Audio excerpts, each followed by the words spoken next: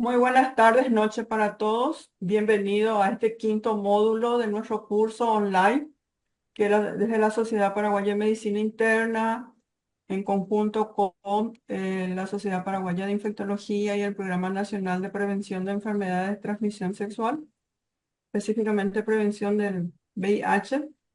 Hoy queremos entrar en esta última noche de conversatorio sobre tema de viruela símica y otras enfermedades emergentes, hepatitis B y C, y por supuesto hablar un poquito de lo que nos toca hoy como médico generalista, conocer un poquito las nuevas prácticas y los nuevos modos de estas prácticas sexuales y que es el uso de ciertos químicos para estimularse.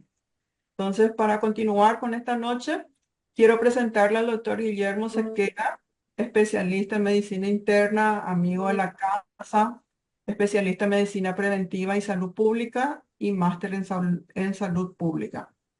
Posterior a la presentación del doctor Guillermo Sequera, vamos a tenerle a la doctora Desiral Mirón. Ella también es amiga nuestra de la Sociedad Paraguaya de Medicina Interna, especialista en medicina interna e infectología clínica. Posterior a este, al doctor Enrique Medina Bello, también especialista en medicina interna, especialista en infectología clínica y pasante en infectología en el Hospital General de Barrio Obrero. Como verán, tenemos tres grandes speakers y sin más preámbulos vamos a dar inicio a la presentación, quedando aclarado que nuestra metodología va a ser la exposición de todos ellos y posteriormente vamos a abrir 15 minutos de debate de preguntas.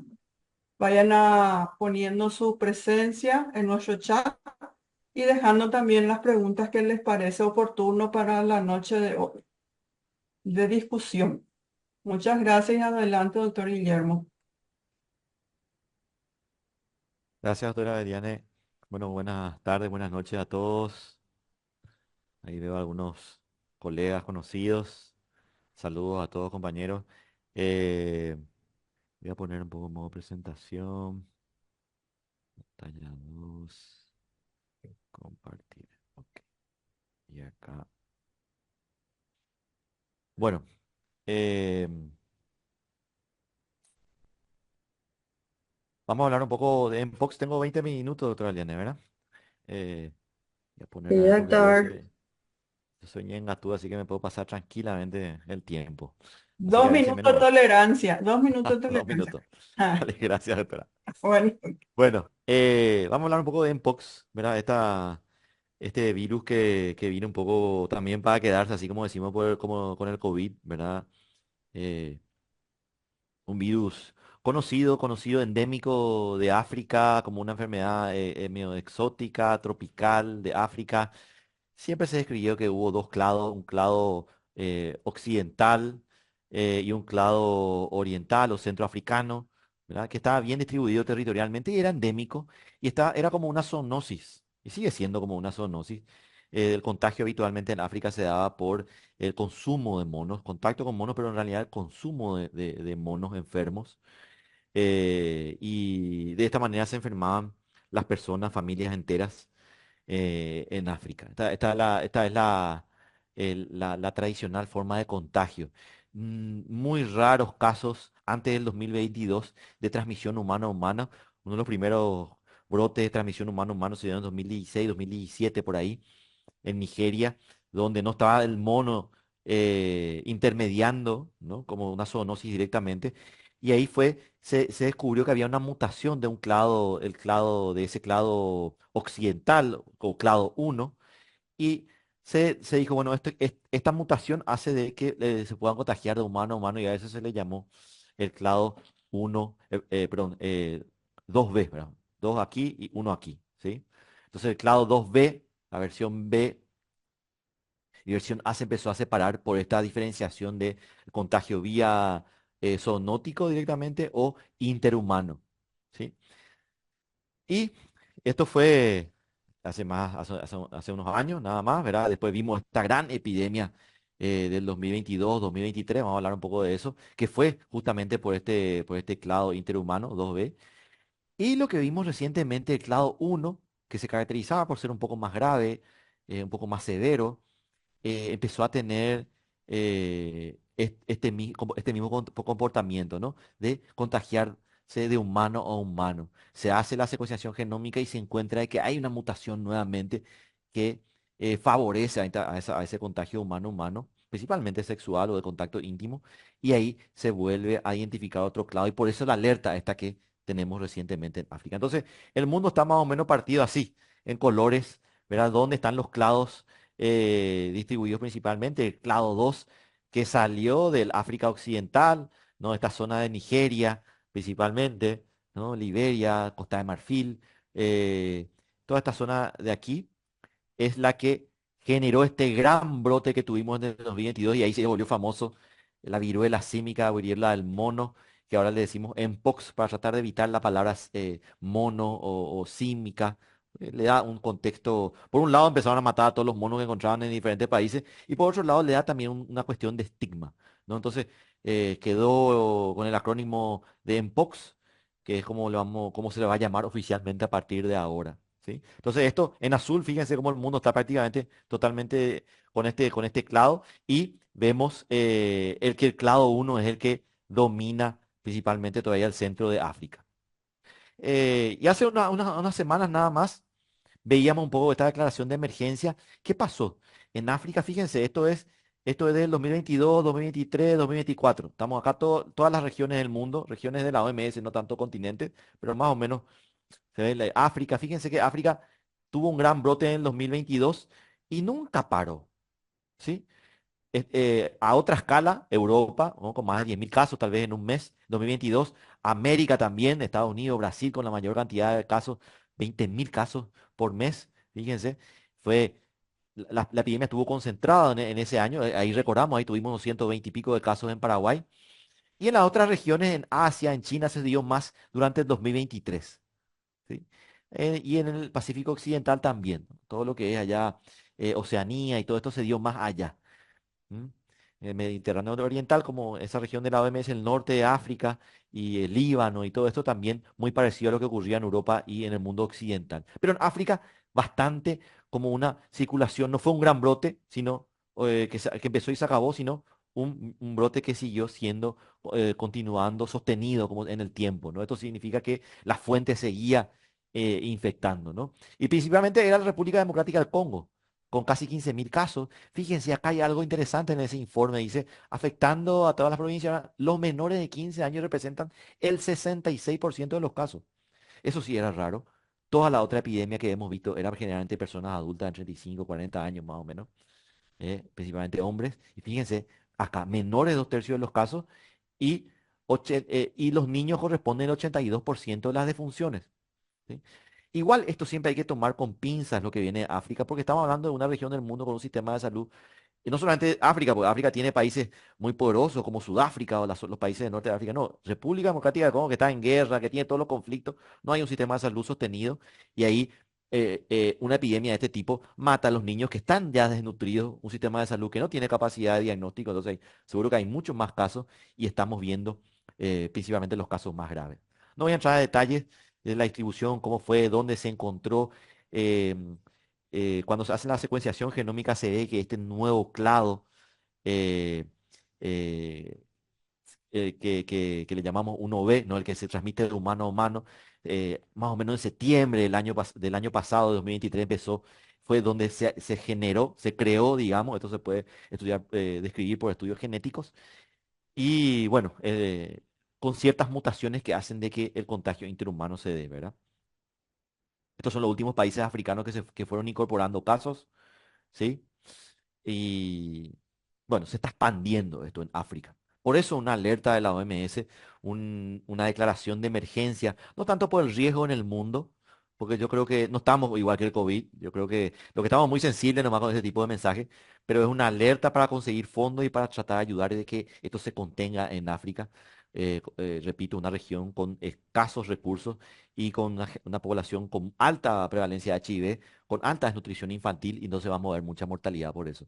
Principalmente por eso, los fondos, todas las políticas públicas para tratar de contener esto, por eso la declaración de emergencia. Seguro que vamos a ver casos en otras regiones, pero no va a tener la envergadura, porque estamos ante algo que conocemos, ante algo que ya sabemos cómo tratar y ante algo que tenemos una vacuna y vamos a hablar un poco de eso.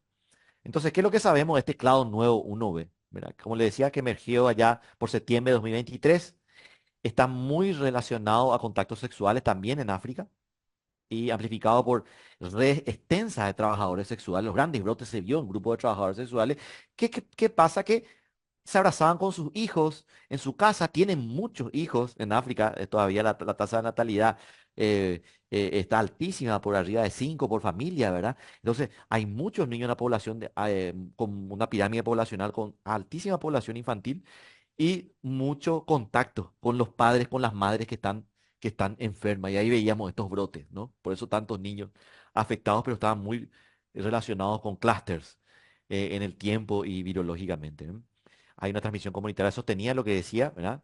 Es más severo que el clado 2, que el que vimos antes, sí, es más severo, estamos viendo algunas señales, estamos encontrando en otros países.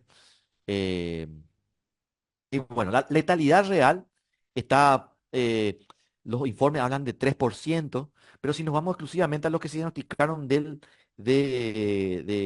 clado 1B, vamos a ver que está por debajo del 1%, 0,7, por ahí la letalidad, ¿no? Pero obviamente muy relacionado a ser portador de una patología de inmunosupresión, como la HIV, muy frecuente en África, y desnutrición infantil. ¿Sí?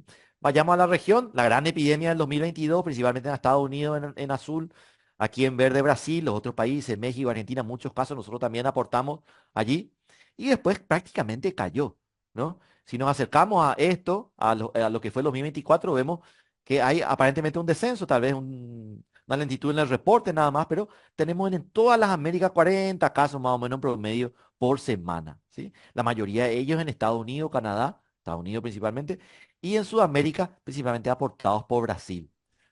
¿Qué vemos de diferente? Hablábamos de que los casos en África son muy jóvenes, ¿no? Entonces, empezamos a comparar un poco estos casos, estos últimos casos que se dieron en el 2024 en las Américas, qué diferencia tienen con los casos del 2022-23, y vemos que el rango de edad más o menos entre 2022 en todos los países, 2022 es 34,7 años, la media de edad más o menos, y el de este periodo también está 34,9 años, no hay casi diferencia.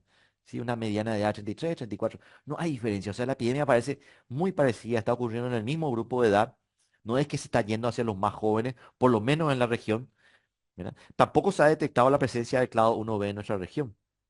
De África solamente se han detectado dos salidas del clado. En Suecia, hace 2 semanas, y hace una semana Tailandia. Son los dos países que han reportado clado 1B fuera de África, de este gran brote que están teniendo en el Congo, en la República Democrática del Congo y los países aledaños. También la distribución por sexo. Fíjense lo que era principalmente en hombres, fíjense, 94,4% en hombres y el resto en las mujeres y prácticamente la misma, aunque este año hay poquísimos casos, el porcentaje, la distribución es muy similar, ¿sí? ¿Cómo esta epidemia, si comparamos el porcentaje de hospitalizados, por ejemplo, 2022 era el 9%, en el último año el 11%, un poquito más, pero no hay una diferencia significativa, principalmente en hombres, como les decía, 95% en el 2022, 93, 24, ya 98%, casi exclusivamente en hombres, pero fíjense el peso que tiene los hombres que tienen sexo con hombres, el 84, 85% más o menos en ambos periodos si comparamos. Y la presencia de HIV que es fundamental, ¿no? Fíjense cómo está asociado el HIV casi el 60% aquí también en los 2 años, 58,8 y 58,9. O sea, el HIV tiene una alta prevalencia en los casos de Mpox que hemos conocido. Y también otras coinfecciones, muy importante tener en cuenta. Estamos viendo que hay sífilis en el 74% de los casos. Está presente también la sífilis. ¿Sí? Estas lesiones también genitales a veces se confunden, ¿no? Y suelen estar concomitantes. Fíjense cómo de todas las coinfecciones, o sea, de todos los casos de Mpox en este periodo, 21% tenía coinfección y de ese 21% la gran mayoría era sífilis a nivel regional. Pero también hay clamidia, también hay gonococo y herpes. ¿Qué experiencia nosotros? Bueno, después nos vamos a los datos nacionales, pensé que estaba acá.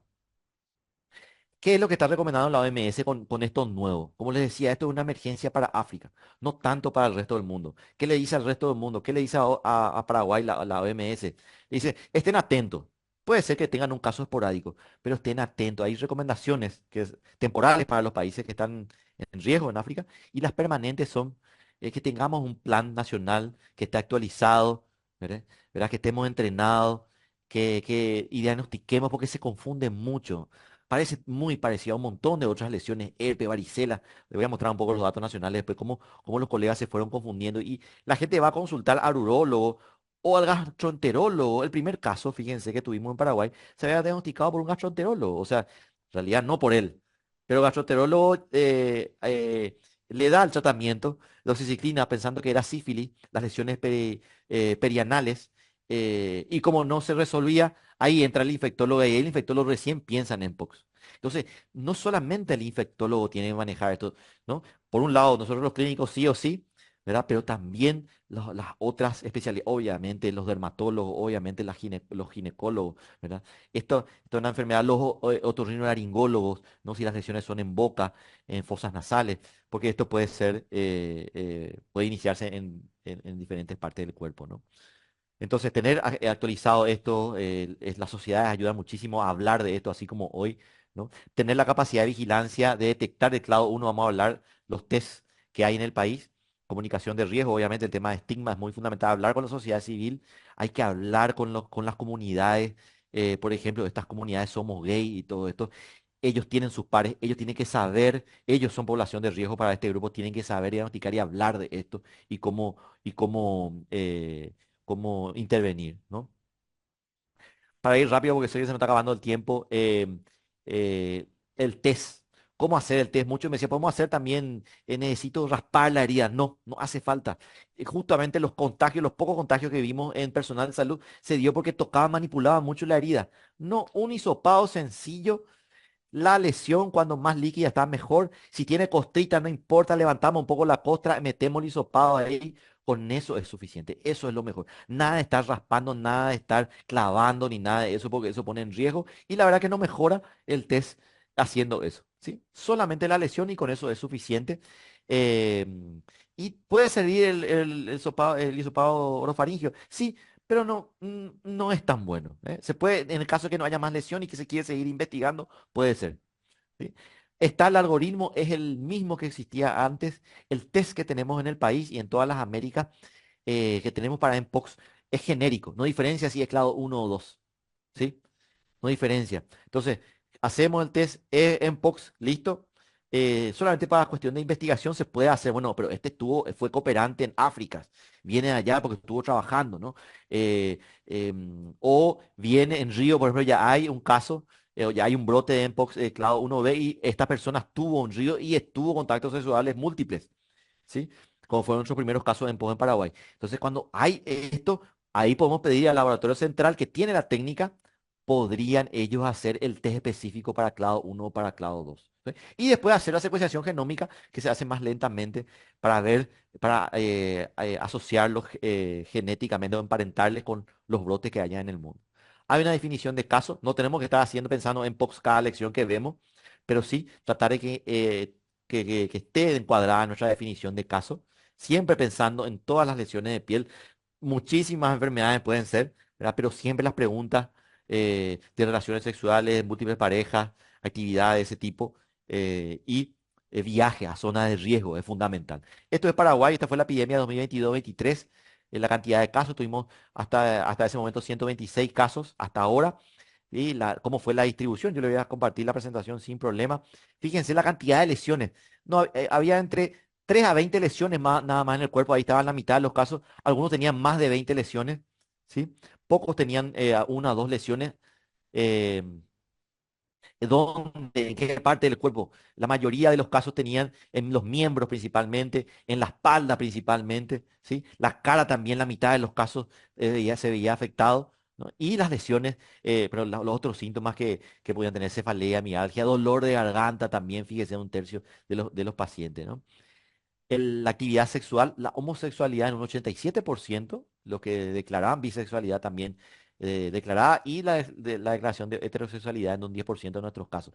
Entre los casos que tenían HIV, que fue un 56%, muy a la mano a la zona, a los datos regionales, una carga viral no detectable, fíjense, tenía el 69%, o sea que podemos ver en ambas formas de la enfermedad. ¿Qué otros diagnósticos diferenciales se encontraban en estos casos que no eran negativos para mpox? Porque muchísimos casos vinieron para mpox, principalmente al inicio. Cualquier persona, muchos colegas enviaban pensaba que era mpox, ¿verdad? Y bueno, ¿qué eran? En Paraguay la mayoría de los casos eran varicela, ¿sí? Varicela en primer lugar, luego, sí, varicela zoster principalmente, después vemos herpes, ¿sí? Y otros como algunas enfermedades, sepsis, estafilococo, lesiones, ¿no? De piel comunes prácticamente. O sea, hay que marcar dentro del cuadro, del concepto de lo que es la sospecha, ¿no? Y yendo un poco al tratamiento que es lo que nos gusta a los internistas, ¿verdad? Yo muy bien me lo hago de los datos, ¿verdad? Pero yo sé que acá es cómo la vamos a tratar, ¿verdad? Y la verdad que no hay mucho que hacer. No hay mucho que hacer. Primero, siempre pensar en HIV. Cuando estamos sospechando acá, también pensemos en HIV. Por ahí es un momento que estamos diagnosticando un nuevo caso. Eh, Aislar en casa en el periodo infeccioso, ¿verdad? Puede compartir con familiares, pero tratar de interactuar lo menos posible. Tratamiento sintomático totalmente.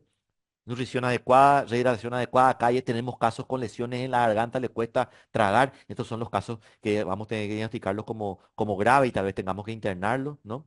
Em, Enseñar los síntomas de gravedad, ¿no? Vamos a mirar esto.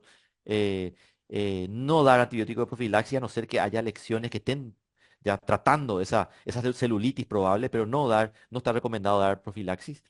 También, bueno, controlar la infección, las lesiones, la limpieza de las lesiones es muy importante. Tenemos que identificar los casos que podrían ser, tendrían potencial de gravedad, las embarazadas, los niños y la inmunosupresión grave. Mejor internarlos. Son estos los casos raros que se vieron de encefalitis, principalmente con inmunosupresión grave, no solamente HIV, sino también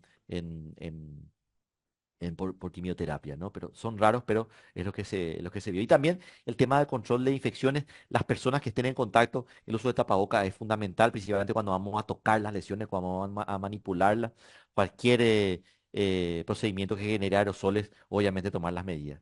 Sé que tengo un minutito más. Vayamos a Tecovirimat. ¿Qué pasa? ¿Es útil? ¿No es útil? Perdón, hay varios antivirales que están siendo utilizados, que están siendo probados. El Tecovirimat es que está más avanzado, pero no hay tanta contundencia de que sea bueno, ¿sí? Su uso está recomendado todavía dentro de ensayos clínicos. Aunque están registrados por FDA, la FDA mismo recomienda, si van a usar, por favor, entren, utilicen como ensayo clínico. ¿Qué significa eso? Que estén monitoreando su uso, que estén registrando, ¿sí? Porque todos queremos saber cómo nos va con este tratamiento. En líneas generales, em, los reportes preliminares, hay algunos que son alentadores y otros no mostraron una buena respuesta, ¿sí? Aquí les comparto los links, les voy a compartir la presentación, como dije, para que puedan profundizar en ellos. Y vacuna, ¿a quién lo que le vamos a vacunar? Bueno, la vacuna de Mpox, y con esto cierro, en un principio se decía, no vamos solamente a contacto de muchísimo riesgo, posexposición o preexposición, ¿sí? Eso fue en el 2022-2023. Recientemente, según la última revisión, esto se amplió, ¿sí? Estamos eh, también a contacto, a riesgo medio, como dice ahí. ¿Y qué significa riesgo medio? Que estuviste interactuando, fuiste un personal de salud, no tuviste protección, ¿verdad? Estuviste manipulando, ¿verdad? Esto no es de alto riesgo, pero para esta enfermedad pero podría uno recibir la vacunación. Es recomendado en posexposición recibirla principalmente después de los 4 días de la exposición, ¿sí?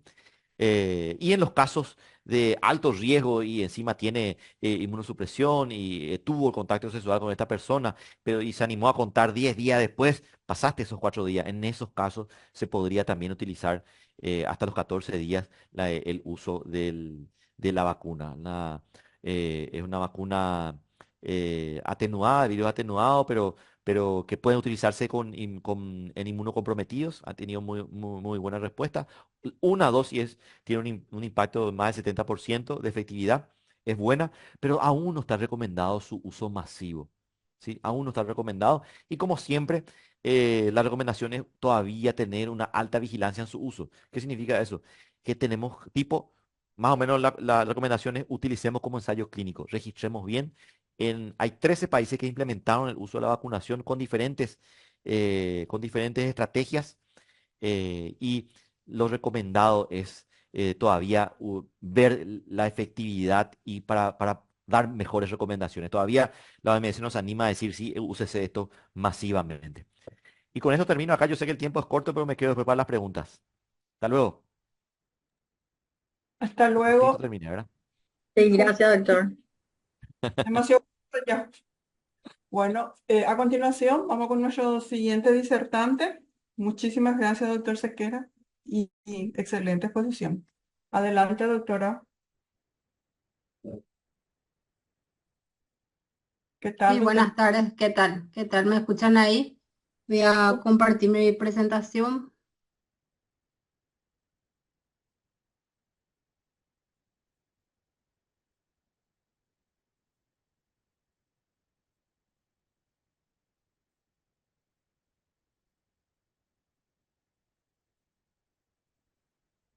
¿Ahí se puede ver? ¿Se ve Súper completo? bien. Sí, sí, Súper. sí. Sí, dale, dale. Bueno, muchas gracias a la Sociedad Paraguaya de Medicina Interna por la invitación.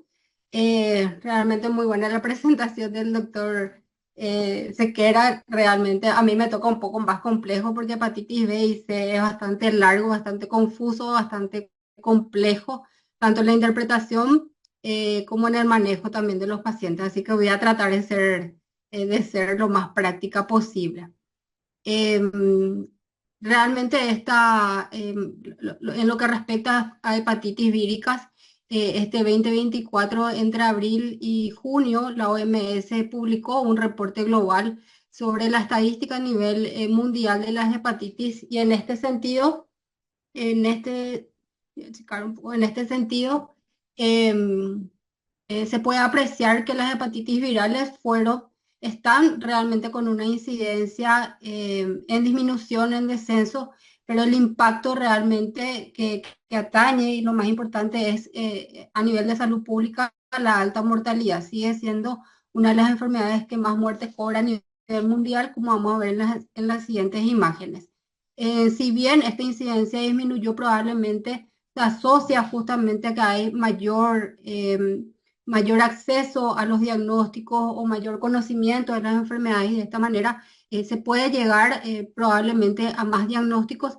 Sin embargo, el tratamiento probablemente es mucho más limitado tanto por el acceso como los diagnósticos tardíos también de los pacientes.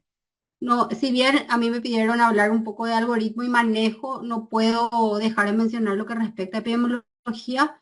Las hepatitis virales, sobre todo las que vamos a ver a continuación, que son la hepatitis B y la hepatitis C, son infecciones con una alta tasa a nivel mundial. Se estima que en el 2022 hubieron 304 millones de personas que vivían, que portaban con este virus. 2,2 millones de nuevas infecciones por año, tanto de hepatitis B como hepatitis C, 1,2 millones de muertes por año por complicaciones asociadas a estas etiologías virales. Y fíjense que prácticamente el 60% de los casos corresponden al sexo masculino. Hay un rango etario también donde es importante mencionar prácticamente los pacientes jóvenes entre 30 y 45 años son los que más en quienes más se diagnostica la hepatitis. La hepatitis B y la hepatitis C tienen una alta carga, sobre todo en lo que respecta a la zona del Pacífico Occidental. Ustedes pueden ver prácticamente que hay 96 millones de casos de hepatitis B en esta zona y en la región de las Américas hay una tasa un poco menor. Hay prácticamente 5 millones en toda la región de las Américas. Perú, Ecuador y Brasil son regiones son los países que más reportan casos de diagnóstico a nivel de nuestra región. En cuanto a los países, a los otros países, China, India, Indonesia, solamente estos tres países representan el 50% de la carga de hepatitis viral de etiología de tipo B Y esto es importantísimo, a mí siempre me gusta mencionar, así como mencionó el doctor que me precedió, es importante porque estamos ya en este contexto globalizado donde prácticamente eh, estamos a un clic o a unos minutos de distancia, solamente la migración es continua y el flujo de pacientes es totalmente dinámico. Y si bien hay una mayor carga de enfermedad en una zona, esto con el tiempo puede ir cambiando.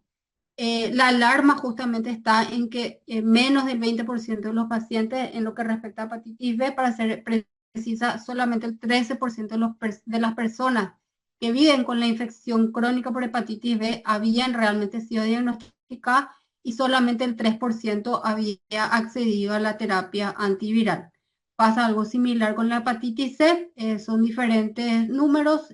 Para hepatitis C tenemos una carga de 50 millones a nivel mundial y menos también en la región de las Américas. Voy a ir pasando rápido. La transmisión es importante conocer justamente para definir quiénes son las personas a quienes vamos a testear, a quienes vamos a solicitar el diagnóstico. La tasa de transmisión materno-infantil sigue siendo muy alta, entonces esta vía de transmisión vertical es una de las vías más frecuentemente de transmisión de hepatitis B, sobre todo. Y también no nos olvidemos de mencionar a lo que sería el contacto sexual, ya que hay exposición a fluidos biológicos como el líquido seminal, líquido vaginal, entre otros. La transfusión de hemoderivados, el uso de jeringas compartidas, ¿verdad? La transmisión percutánea a través de estos elementos, si bien en nuestro país no es mucha la frecuencia de estos casos, en otro país sigue siendo una de las fuentes principales de contagio. También en los pacientes sometidos a trasplante y la exposición a mucosas, a mí me gusta siempre, ya saben, poner imágenes, entonces como para tratar de recordar estas situaciones. La exposición de pacientes con mucosas, con heridas, con sangre y el contacto de estas personas infectadas son fuentes probables de contagio. Entonces, ¿quiénes son estos pacientes a quienes debemos de diagnosticar o hacer el pesquisaje? Actualmente se recomienda, el CDC, como ya mostré después, recomienda desde el 2023 a todas las personas. Realmente una vez en la vida, por lo menos cada persona debe acceder a estos diagnósticos para pesquisaje de la enfermedad. Y luego están las poblaciones de riesgo, ¿verdad? Todas las embarazadas deben acceder también al diagnóstico, al testeo laboratorial en cada embarazo de cada mujer. Y luego están las poblaciones, como ya mencioné, en quienes puede haber una transmisión horizontal. Y aquí entran los contactos de pacientes de portadores de hepatitis B positivo, pacientes que cuidan perdón, personas que cuidan a estos pacientes, usuarios de drogas endovenosas, pacientes que tienen múltiples parejas sexuales o conductas de riesgo sexuales diferentes, hombres que tienen sexo con hombres, pacientes que tienen otras comorbilidades y pacientes sometidos a inmunosupresión. Pacientes con HIV deben sí o sí en el diagnóstico tener un pesquisaje de otras ITS también.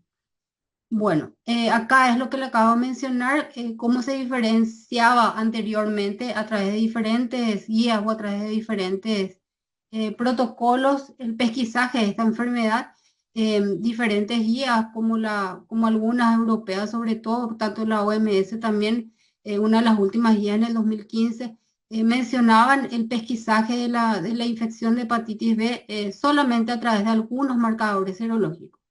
Sin embargo, a partir del 2023, la CDC a través del panel de expertos recomienda el screening universal justamente con 3 marcadores serológicos que vamos a ver a continuación. Como ya mencioné, hay un screening universal para todas las mujeres embarazadas, se recomienda siempre a todos los pacientes una vez en la vida y luego poblaciones de riesgo, como ya también anteriormente mencioné. ¿Cuál es la evolución natural de la hepatitis B y por qué debemos de conocer? Bueno, realmente es amplísimo el panorama que nosotros podemos tener, sobre todo en la hepatitis B, ya que podemos tener pacientes que son portadores asintomáticos, presentan una infección aguda que posteriormente progresa a una infección crónica, inclusive estos pasar totalmente desapercibidos y hacer el diagnóstico de una infección crónica por un pesquisaje laboratorial, por una rutina laboratorial. Las infecciones agudas pueden ser asintomáticas o pueden ser con manifestaciones clínicas. No voy a entrar en detalles, puede haber ictericia, astenia, fiebre, entre otras manifestaciones. Sin embargo, hay ciertas circunstancias en que inclusive el desenlace puede ser fatal con una hepatitis fulminante y un desenlace mortal de los pacientes, ¿verdad? Cuando hay una clara diferencia en la adquisición de acuerdo al rango etario de los pacientes, ya que sabemos que si los pacientes son menores de edad, sobre todo menores de 5 años, y que adquieren esta infección en la infancia, prácticamente tienen asegurada la cronificación de la enfermedad, o sea que se vuelve una infección por hepatitis B crónica. Más del 90% de los niños progresan a la enfermedad crónica y muy poco, y menos del 5% de los adultos. Sin embargo, cuando los adultos adquieren la infección, cuando los adultos adquieren la infección, un poco porcentaje es el que progresa en la infección crónica. Cuando los pacientes adultos adquieren la infección, de estos otra vez es bajo el porcentaje que puede progresar a otras complicaciones, pero justamente el pesquisaje está para no llegar a estas complicaciones severas como son la cirrosis, como es el hepatocarcinoma o inclusive estadios más complejos como una cirrosis descompensada que progresa rápidamente. Entonces, esto es más de lo mismo. Una infección aguda puede pasar totalmente desapercibida, puede ser inclusive anictérica. Sin embargo, en la mayoría de los pacientes, perdón, en la mayoría presentan una hepatitis subclínica y muy pocos presentan una hepatitis con síntomas asociados. Esto es muy importante reconocer porque en la práctica diaria lo que solemos ver es que se suele indicar la internación de los pacientes portadores de una hepatitis B aguda, cuando realmente los síntomas son muy leves, son manejables o síntomas muy aislados y el paciente puede ser manejado en forma ambulatoria. El hecho de tener una hepatitis B aguda no es una indicación de internación, sino simplemente el control y el seguimiento se puede hacer de forma ambulatoria. La mayoría de los adultos hacen una resolución de la hepatitis B que posteriormente es manejado de forma, como ya dije, de forma ambulatoria. Ahora bien, la infección crónica por el virus de la hepatitis B sí puede tener diferentes tipos de comportamientos, diferentes evolución. Hay diferentes estadios también que explican la fisiopatología. No voy a entrar en detalle, pero sí lo que quiero mencionar que es justamente una de las cuestiones que quiero priorizar en esta presentación es la interpretación laboratorial, que es lo que más generalmente nos cuesta a todos, ¿verdad? Hay marcadores laboratoriales, voy a mostrar después el cuadro. Hay elementos laboratoriales que a nosotros nos sirven como para hacer el diagnóstico, para discriminar en primer lugar si es una hepatitis B aguda o una hepatitis B crónica. El antígeno de superficie es realmente el primer indicativo de que el paciente tuvo una exposición a una hepatitis B y este es el elemento sustancial, prioritario, fundamental que debemos reconocer y hacerle seguimiento en el tiempo. El antígeno de superficie de la hepatitis B que se mantiene detectable en sangre, pero por menos de 6 meses, es aquel sugerente del paciente que está cursando con una hepatitis B aguda. Sin embargo, la permanencia o la persistencia del antígeno de superficie por más de 6 meses categóricamente ya traduce una manifestación de una infección crónica por hepatitis B. El antígeno de superficie hace aparición en sangre o es detectable a través de los testeos laboratoriales entre la primera a 10 semanas después de la exposición al virus y luego el paciente, como ustedes pueden ver acá, no sé si se ve mi cursor, pero en esta imagen de la izquierda pueden ver el antígeno de superficie y ya al descender posteriormente con las semanas posterior a la exposición al virus, hace desaparición, se vuelve indetectable este antígeno en superficie y ya automáticamente aparece el anticuerpo de superficie. Sin embargo, pueden ver ustedes en este gráfico de la derecha cómo el antígeno de superficie B puede mantenerse incluso durante años y esto categóricamente traduce una infección crónica, como ya dije. Entonces, este es nuestro primer elemento diagnóstico que debemos solicitar a los pacientes. No es suficiente pedir el antígeno de superficie. A los pacientes debemos hacer el screening con un antígeno de superficie, un anticuerpo de superficie y vamos a mostrar los siguientes. Luego viene el antígeno central o el antígeno del core de la hepatitis B, que hace aparición también en el curso de una infección aguda. En este caso nosotros, el antígeno central no es detectable por elementos laboratoriales, es una expresión de la proteína. Sin embargo, los anticuerpos de la hepatitis B, como ya mencioné, que pueden ser de tipo IgG, IgM, sí pueden ser diagnosticados en forma inmediata. Este anticuerpo de tipo IgM traduce claramente una infección aguda en consonancia con el antígeno de superficie B, el antígeno de superficie de la hepatitis B. Posteriormente, cuando el IgM desciende, esto puede mantenerse incluso en algunos pacientes. No quiero entrar en muchos detalles, ¿verdad? Para no confundirles más porque es bastante complejo. Este antígeno, generalmente en la mayoría de los casos, el anticuerpo de tipo IgM desciende y posteriormente tenemos el de tipo IgG, el anticuerpo de la hepatitis B de tipo IgG, donde ya nos habla de una conversión y podemos estar seguros que el paciente ya atravesó la hepatitis B aguda y está transitando hacia una probablemente infección crónica. Esta IgM puede permanecer detectable inclusive hasta 2 años, entonces en estas circunstancias es donde hace más confuso nuestro diagnóstico y debemos recurrir a otros elementos diagnósticos. Y acá les puse en círculo donde la IgM perdón, el anticuerpo de tipo IgM puede detectarse en casos excepcionales donde hay una reactivación o una exacerbación de una hepatitis B de tipo crónica, una exacerbación crónica de la hepatitis B. Entonces, como ustedes pueden ver, son diferentes elementos laboratoriales. Primero, el antígeno de superficie que puede descender si se mantiene en el tiempo por más de 6 meses, traduce una infección crónica. Tenemos los anticuerpos de tipo IgM y de tipo IgG. Generalmente, cuando hay una sospecha de una infección aguda, para confirmar pedimos el IgM. La mayoría de los laboratorios no desglosan o no está comercializada la expresión tanto de IgG como IgM. Esto es muy importante reconocer si de IgM o la IgG, perdón, o la IG, los anticuerpos totales. Entonces, esto es para comprender gráficamente la evolución de la infección. Sin embargo, el desglose como IgG e IgM como tal muy raramente se hace en los laboratorios. Luego tenemos el antígeno E de la hepatitis y el anticuerpo E también. Esta cero conversión se ve prácticamente de forma aguda cuando los pacientes transitan de la hepatitis en las primeras semanas de una infección aguda, antes de ver una conversión al anticuerpo correspondiente.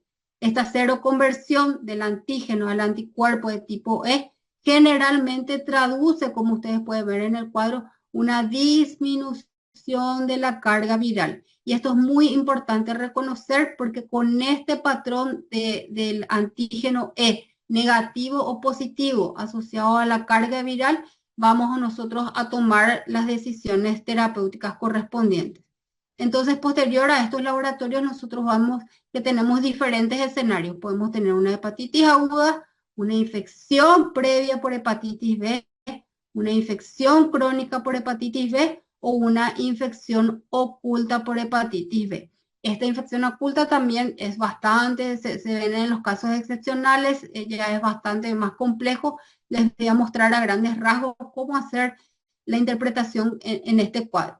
Generalmente el antígeno de superficie, como ya mencioné, es indicativo de una infección que puede ser aguda o crónica.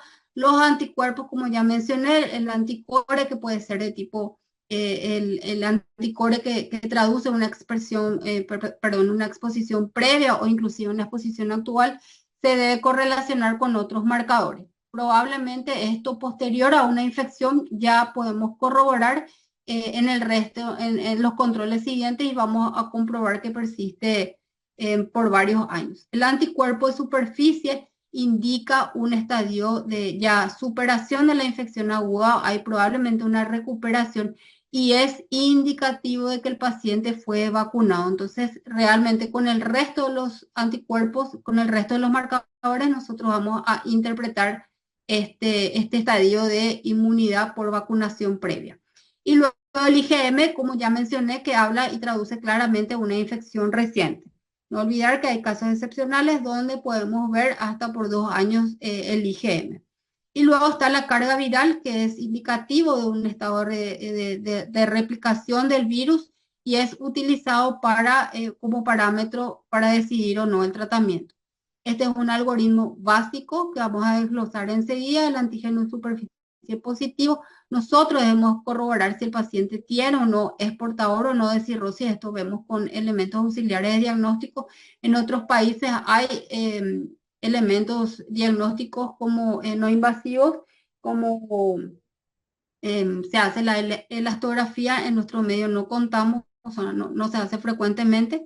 En los pacientes que tienen un antígeno en superficie positivo, que corroboramos una infección crónica, podemos tener la sospecha, o sea, confirmamos una infección crónica y debemos de controlar transaminasas. Y de acuerdo a esto, con los parámetros en quienes pedimos la carga viral, nosotros podemos tener estos cortes que son menos de 2.000 de carga viral o más de 20.000 de carga viral. Entonces, estos son los parámetros que utilizamos para determinar el inicio o no de tratamiento. Este es un flujograma, un algoritmo que es de la OMS justamente de este año, donde les muestro así, a grandes rasgos, voy a mostrarles más agrandado enseguida, que justamente hay cambios respecto a guías anteriores para que, pensando en captar mayor pacientes para que si hay una sospecha de una infección crónica por hepatitis B, en la mayor parte de la población tenga acceso al tratamiento. Entonces, en primer lugar, cuando nosotros tenemos confirmación de una infección crónica por hepatitis B, tenemos evidencia de fibrosis, ya sea por elastografía o por otros métodos, pero o sea, en otros países se hace elastografía, nosotros tenemos imágenes solamente. Tenemos o no evidencia de cirrosis, entonces en estos casos, cuando hay cirrosis, un paciente con infección crónica y presencia de cirrosis es sí o sí paciente candidato al tratamiento. De no contar con estos elementos, pero tenemos, por ejemplo, la carga viral más de 2.000 de unidades internacionales por mililitro o niveles apenas elevados de transaminasas, son pacientes candidatos a tratamiento.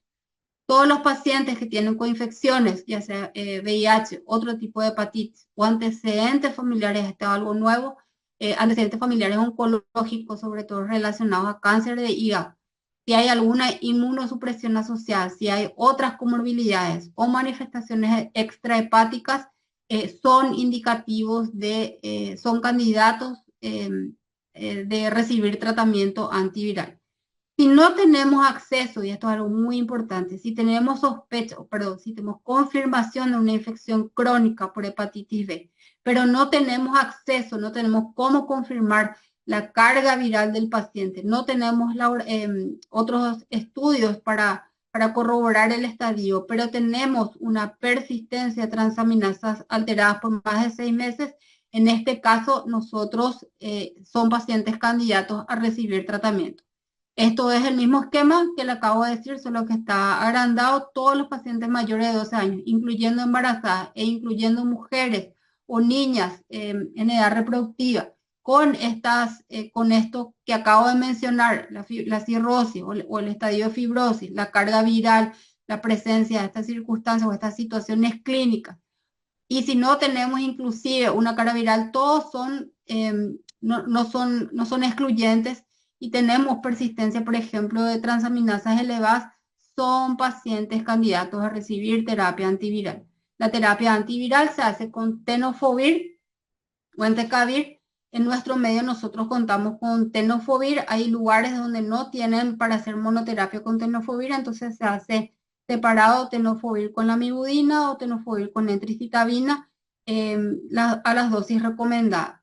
el entecavir o inclusive el tenofovir alafenamida, que es una de las últimas recomendaciones. Esto generalmente se prescribe para pacientes con osteoporosis o con falla renal. ¿Cómo se hace el seguimiento? El seguimiento se hace en primera instancia según protocolos cercanos, realmente son cada 3 meses al inicio del tratamiento y ya posteriormente se hace cada 6 meses.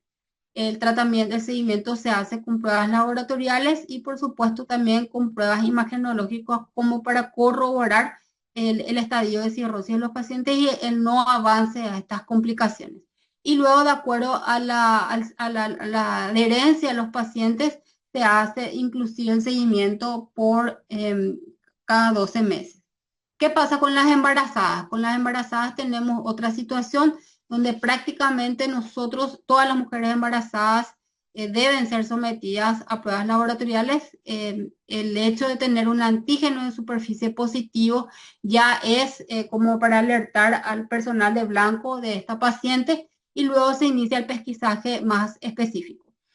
Solicitamos el antígeno E y la prueba de carga viral. Si no tenemos estas pruebas laboratoriales, si no tenemos cómo confirmar el estadio de hepatitis B en estas mujeres, ya directamente son pacientes a quienes se les debe ofrecer la profilaxis antiviral con tenofovir. Y en aquellas pacientes donde tenemos estos accesos laboratoriales que a través del programa la mayoría de las localidades o las regiones cuentan con estos accesos, solicitamos la carga viral. Si es menos de 200.000 y tiene un antígeno E negativo, que significa ya prácticamente una infección pasada, no son indicaciones, las pacientes no tienen indicación de recibir una profilaxis con antiviral. Sin embargo, cuando sí tenemos un antígeno E positivo y más de 200.000, son pacientes que deben recibir la carga viral. Estos son esquemas, son algoritmos que están disponibles en la página de la OMS, entonces pueden acceder realmente a estos algoritmos que son bastante amigables. ¿Cómo se hace el seguimiento de estas pacientes? Prácticamente es el mismo esquema que para la población general, si es que son pacientes con confirmación de hepatitis B, y categóricamente todos los niños al nacimiento deben recibir la vacuna y posteriormente se siguen con 2 esquemas que nuestro programa ampliado de inmunización también cuenta. En lo que respecta a hepatitis C, ya con esto termino, hepatitis C tiene un mejor panorama, es mucho más esperanzador que la hepatitis B. Todo paciente con confirmación de hepatitis C debe recibir el tratamiento. Estos antivirales tienen una alta barrera genómica, entonces hacen una detención prácticamente en el 99% de los casos y la enfermedad no progresa a otras complicaciones. Por eso, el diagnóstico de hepatitis C debe ser inmediatamente notificado. El paciente, independientemente de otros estadios, debe recibir tratamiento y confirmando con un anticuerpo positivo y posteriormente con una carga viral, independientemente al recuento de carga viral, se confirma la infección por hepatitis C y el tratamiento es indicativo. Ay, perdón. Una vez que confirmamos y tenemos estas poblaciones de pacientes, hay nuevos esquemas que ya contamos también, es el sofosbuvir, que se hace por 12 semanas.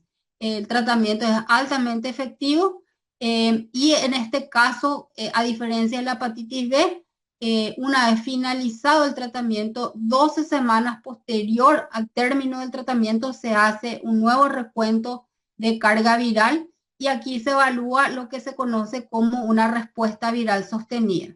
Es decir, lo que se busca es que la carga viral sea indetectable a las 12 semanas de finalizado el tratamiento, que va a traducir la curación de la hepatitis y la resolución de la infección. ¿Cómo se hace la prevención de la hepatitis? A través de las vacunas. Conocemos nosotros, tenemos en nuestros medios, son 3 dosis de vacuna que están indicadas a las diferentes poblaciones. ¿Quiénes deben recibir? Realmente todos los pacientes, todas las personas que son susceptibles, en quienes descartamos nosotros una infección previa, es decir, con todos los marcadores negativos, antígeno de superficie, anticuerpo de superficie negativo y los anticuerpos negativos, Entonces, estos pacientes deben recibir vacunas. Si los pacientes tuvieron una exposición a una fuente, también deben recibir profilaxis con vacunas y, perdón, en algunos casos con antivirales y en otros casos se recomiendan vacunas. Y luego están las poblaciones especiales, sobre todo en las mujeres embarazadas. Y algo muy importante que vemos ya en los últimos 10 años, que son aquellos pacientes que van a ser sometidos a terapias biológicas, los pacientes inmunosuprimidos, que sobre todo con rituximab es importantísimo hacer el pesquisaje de la hepatitis B, ya que el tratamiento biológico puede producir si fueron ya pacientes con una infección previa por hepatitis B, pueden producir durante el tratamiento del inmunosupresor una reactivación de la hepatitis B. Por eso el pesquisaje es fundamental y si eventualmente son susceptibles, deben recibir vacuna. Y si ya tienen una infección previa, son candidatos a recibir terapia antiviral.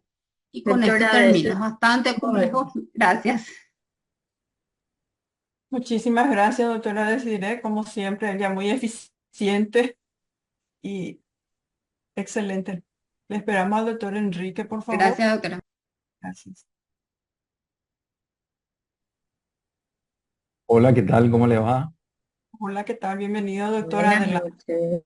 Ya, muchas gracias. Agradezco a la sociedad por la invitación y quisiera confirmación de que se está viendo la proyección de la pantalla y aparte de eso, si se me está escuchando correctamente.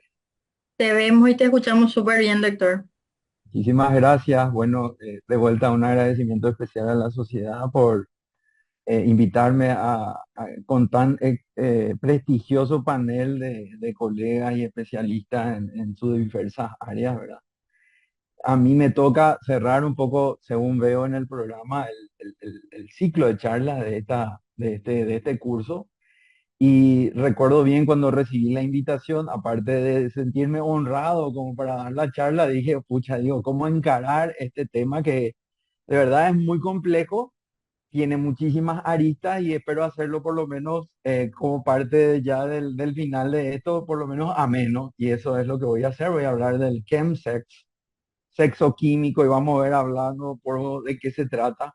A propósito, usted, esa portada, es una documental película que se trata un poquito de un escenario en donde se vio, digamos, el brote importante de caso de chemsex, que es en la zona de Londres y que se manifestó esto, que se vio, se tradujo como un problema ya hoy de salud pública y bueno, tuvimos la oportunidad de escucharle a muchos protagonistas que estaban viviendo, son parte de esta historia, y eso fue lo que puse aquí y también me hice la oportunidad de ver el documental y aparte de eso le voy a compartir también algunas ideas que saqué de ese lugar.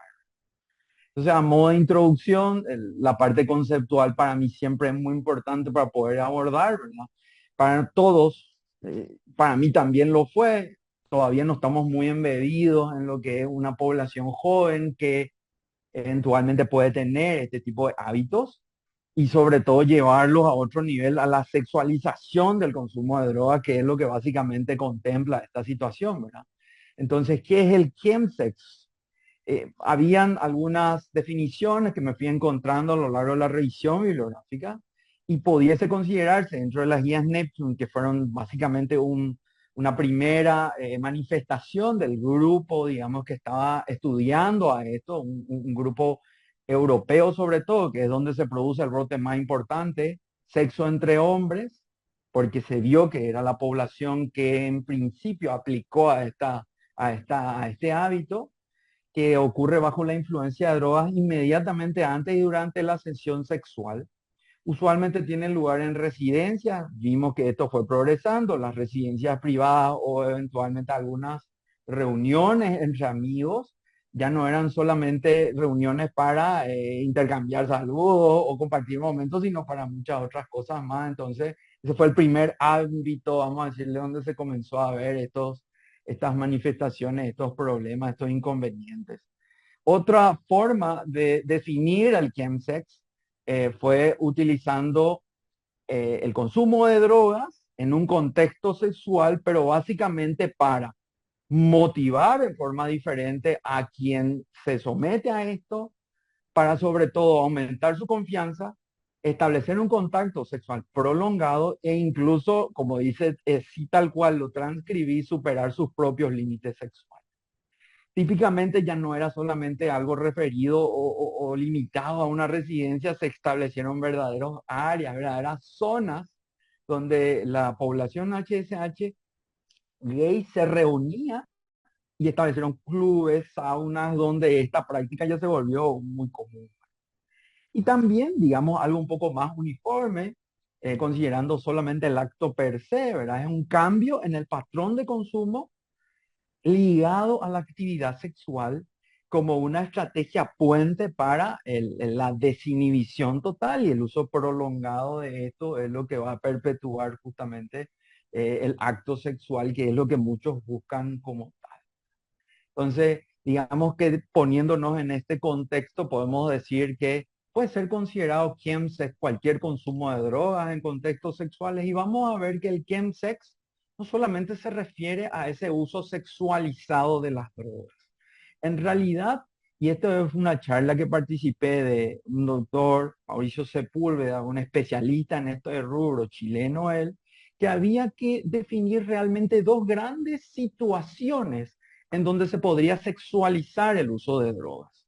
El uso sexualizado de drogas no solamente contemplaría un consumo para un placer, sino sobre todo ya en el contexto de prostitución y ya en el contexto, digamos, de otros escenarios, incluso de intercambio de pareja, como parte de una práctica sexual, pero a veces a cambio incluso de dinero, favores, etcétera. Es decir, establecer la sexualidad como una moneda de cambio.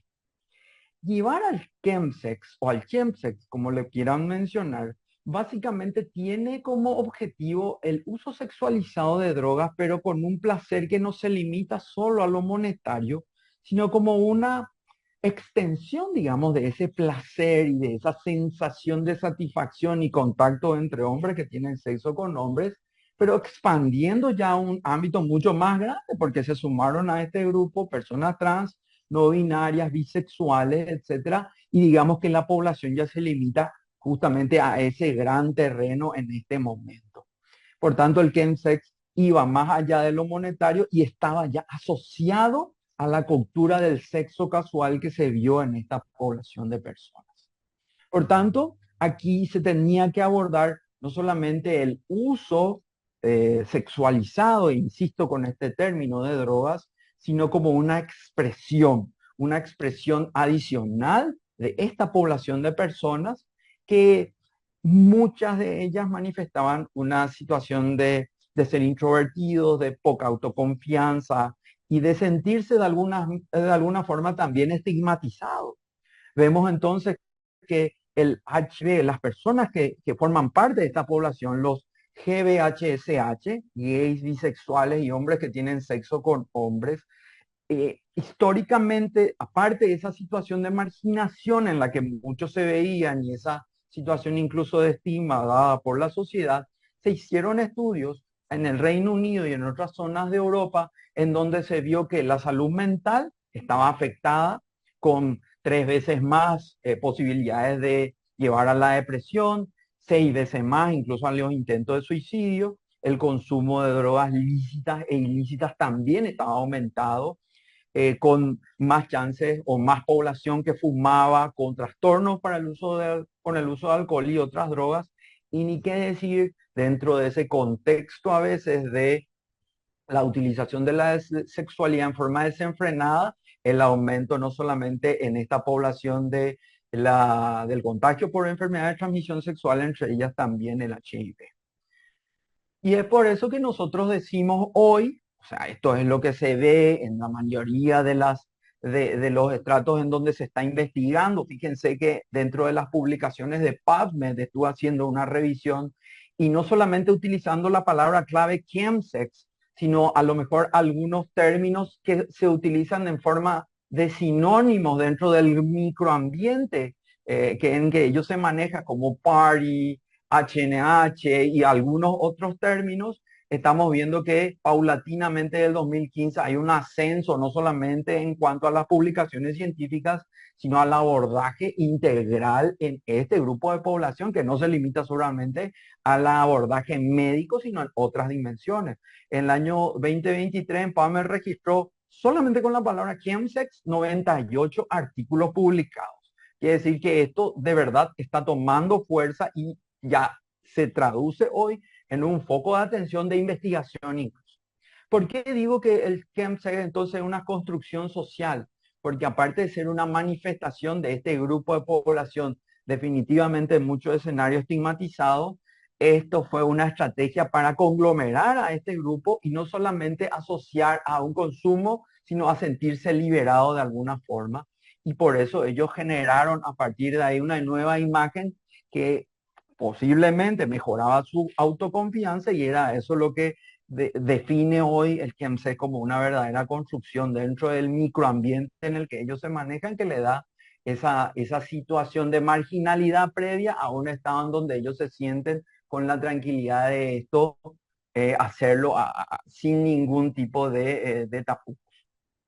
Entonces, si nosotros vamos a hablar del chemsex, podemos hablar de un chemsex y una triple dimensión. Como médico infectólogo, a mí me toca hablar más bien de una dimensión médica, como un problema real hoy de salud pública, porque se introdujo este tema ya que verdaderamente en estas poblaciones se expandió justamente la aparición no solamente de VIH, sino de otras enfermedades de transmisión sexual.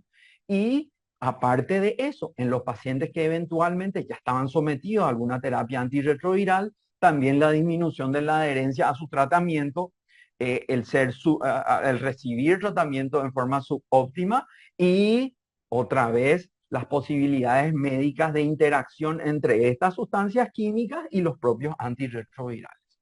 Pero para definir por qué hablo de triple dimensión en el chemsex, podemos hablar también de que es un problema sociocultural, porque yo les digo, es una construcción social que lo que quiere hacer es definir, a sacarle de los estigmas y la marginación e incluso discriminaciones a esta minoría en algunos escenarios, y ni qué decir de un abordaje toxicológico, porque el consumo de drogas, al final de cuentas, es el punto de partida para que nosotros consideremos a partir de ahora otra dimensión, y eso es lo que se materializa ahora con una nueva visión en el consumo, que es prolongar la duración, la satisfacción, entre comillas, que estos pacientes tienen con relación a su sexualidad y al sexo, principalmente, como le digo, en esta población.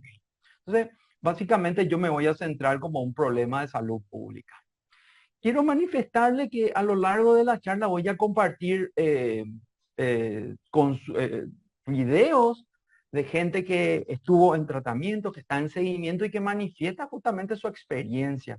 Una de ellas es esta, lo saqué de un blog.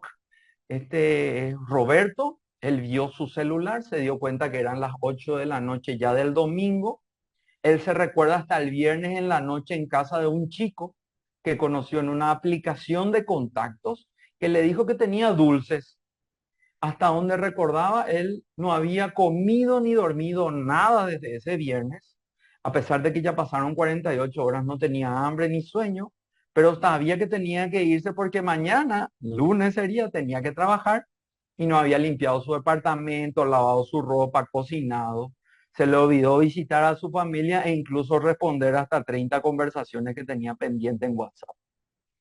Estuvo fumando crystal meth, que es básicamente una de las más famosas, vamos a ir hablando del tema, y teniendo sexo con varios hombres, quizá 4, más bien 8 o incluso más.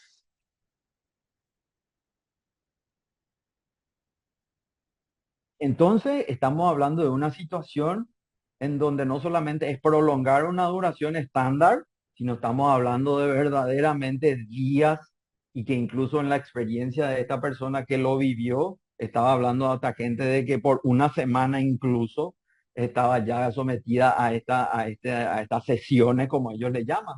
Y nada más que para compartir screen de pantallas de chats, porque normalmente esto se llega gracias a que se establecen conglomerados de personas que forman grupos en las diferentes redes sociales, utilizando algunos términos que ellos acostumbraron dentro de lo que representa básicamente su propio lenguaje, su propia jerga, el argot, como en los términos españoles se le denomina. Y ustedes ven, por ejemplo, acá mensajes de códigos como el slamming, como por ejemplo sesiones, chill, chuches. O sea, hay diferentes estrategias que estas personas utilizan para poder fijar los encuentros sexuales. Estamos hablando incluso de que hay muchísimas otras fórmulas utilizadas por ellos para poder llamar a la atención y juntar a estas personas. Esto se está viendo con cada vez más fuerza. Esto se está viendo en zonas de Europa, en el área metropolitana, y ni qué decir, ya se está expandiendo a otras áreas. Entonces, para resumir, es una sesión, una fiesta, como ellos le llaman, que involucra la combinación de sexo y drogas, ¿verdad? El consumo sexualizado con fines sexuales, principalmente como expresión de la cultura gay, y sesiones, las sesiones pueden durar horas o días. Puede ser una práctica individual, eso se vio que incluso hay sesiones, entre comillas, que se pueden hacer vía online, e incluso establecer grupos, tríos y todo lo que ustedes puedan agregar ahí.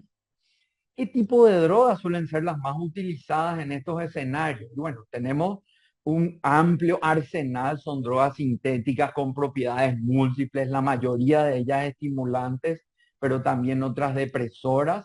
Actúan normalmente favoreciendo la excitación, la estimulación y sobre todo da ese empuje para que las personas que eventualmente encuentran esto como estrategia para poder mejorar su autoestima y su autoconfianza, bueno, lo puedan lograr.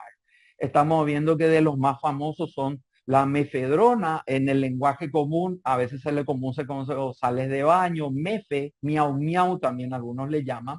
Pueden venir en diversas presentaciones, se puede consumir por vía oral, se puede inhalar o incluso en forma de slamming, que es la forma intravenosa.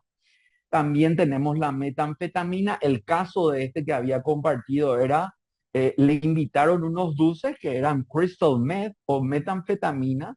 Si nosotros nos vamos a lo que vimos en algún momento, Breaking Bad, sabemos de qué se trata, ¿verdad? Esto verdaderamente es un problema.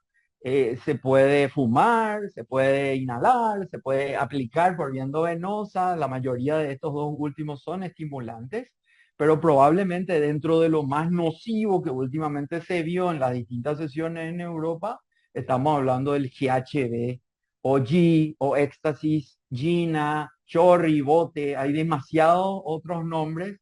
Se toma, es probablemente lo que más se ve ahora en estos ambientes, porque se mezcla incluso con otras bebidas y puede ser fatal. Es un depresor terrible del sistema nervioso central, pero a la descripción propia dentro de lo que estuve investigando es lo mejor que se hizo probablemente hasta ahora. También tenemos el éxtasis, más comúnmente conocido. También se le llama cristal, pero no es el crystal meth. MDMA o M, también algunos le llaman. Se puede utilizar en polvo, viene en polvos, perdón, se pueden tomar, inhalar, etcétera. En nuestro medio, según algunos, una casuística así de un grupo muy pequeño, probablemente si nosotros aplicásemos chemsex de alguna forma, probablemente sea la alternativa más popular, el éxtasis, ¿verdad? Y también tenemos otros como incluso ketamina, que digamos que también está dentro de las alternativas, y otras a lo mejor un poquito más conocidas como cocaína, cannabis y también los poppers, que vienen exclusivamente inhalados, que favorecen a una excitación psicomotriz. Y dentro, digamos, de ese uso sexualizado de algunas drogas, figuran también fármacos para la disfunción sexual eréctil. Por tanto, nosotros vemos que en estos escenarios lo que se quiere justamente es no solamente esa sensación, digamos, personal, neurológica de placer, sino también extender y prolongar la duración del acto sexual. Entonces, estamos hablando de que la mayor parte de estas sustancias están relacionadas a su uso y sobreuso a efectos adversos y no todo eso que la mayoría de ellos experimenta, ¿verdad?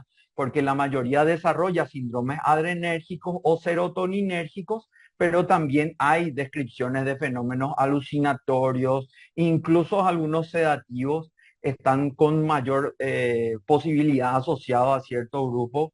El alcohol como tal, a pesar de que se menciona, no estaría dentro porque digamos que no cumple con esa sustancia que es sintética que se utiliza con estos medios, entonces no entraría, pero sí está descrito como una potencial causa de un síndrome hipnótico sedante, así como las otras. ¿Cuáles serían las motivaciones entonces a partir de acá para poder llevar a alguien a practicar el chemsex? Y obviamente dentro de esa situación de una población que está estigmatizada, que se quiere revelar, que quiere construir una nueva imagen social, puede empezar con esa motivación de mejorar el placer sexual estimulando la libido, como mejorar la confianza, la desinhibición y resistir, porque estamos hablando de horas y horas acumuladas de prácticas, facilitar esa aventura y la no limitación sexual, como hablaba una de las definiciones iniciales, aumentar la intimidad, mejorar la autoestima, la imagen corporal, los estigmas asociados a esa sensación de percibirse la homofobia en el ambiente y en muchas culturas todavía y la estigma social VIH.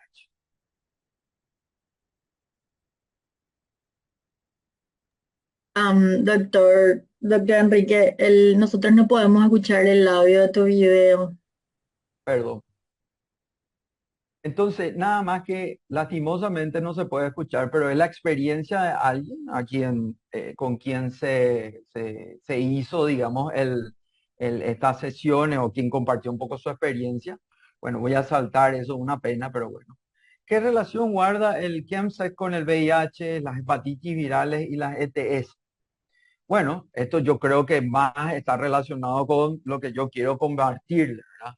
Obviamente este uso desenfrenado de las drogas y su carácter sexual también condujo a un montón de otros inconvenientes.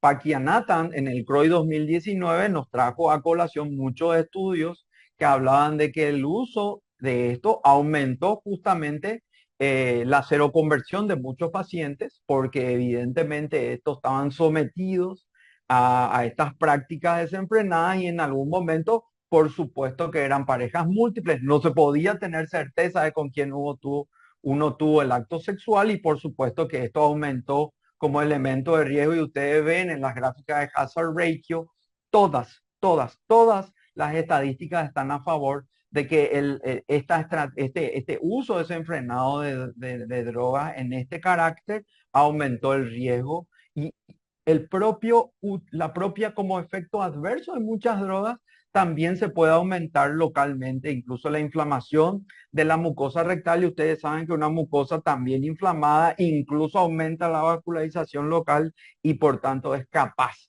de generar más lesiones y sobre todo ocasionar el contacto a partir del contacto sexual con la transmisión del VIH.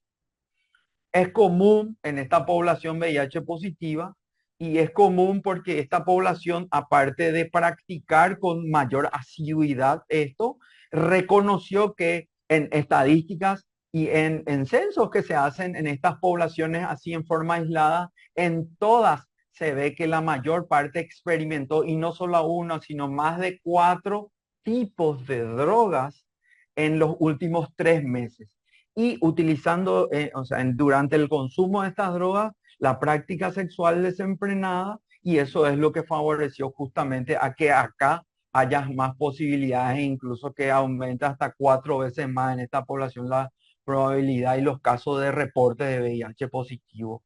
Y no solamente como práctica de riesgo, sino que al establecerse como una vía de consumo, la vía endovenosa, la práctica de los usuarios asociados a drogas y todo lo que eso condiciona como factor de riesgo, habíamos visto en la charla anterior para hepatitis B, hepatitis C incluso, aumentó también en forma paralela la aparición de otras patologías.